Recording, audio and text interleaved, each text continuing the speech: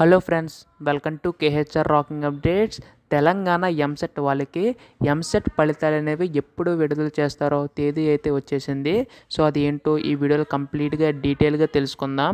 అంతకంటే ముందు ఛానల్ని సబ్స్క్రైబ్ చేసుకోకపోతే దయచేసి ఛానల్ని సబ్స్క్రైబ్ చేసుకోండి. మీ యొక్క సపోర్ట్ ఉంటే ఎలాంటి వీడియోస్ నేను ఇంకా చేయగలుగుతాను. So please to subscribe. అలాగే వీడియోకి 50 లైక్స్ టార్గెట్ ఇస్తున్నా, అందరూ కూడా కంప్లీట్ చేయండి. ఇంకా ఆలస్యం చేయకుండా వీడియోలోకి అయితే వెళ్ళిపోదాం.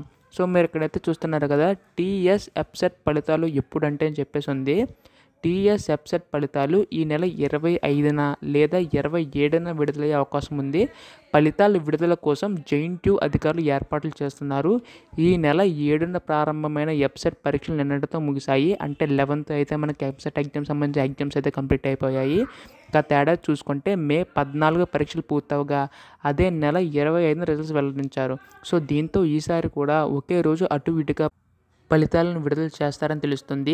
ఈసారి ఇంజనీరింగ్ విభాగం పరీక్షలకు 2,40,000 మంది అయితే హాజరయ్యారు. సో మనకి ఈసారి చాలా తొందరగా రిజల్ట్స్ అయితే రానున్నాయి. సో తేడా చూసుకుంటే ఈసారి ఇంకా కొంచెం ముందు వచ్చే ఛాన్సెస్ అయితే ఉన్నాయి.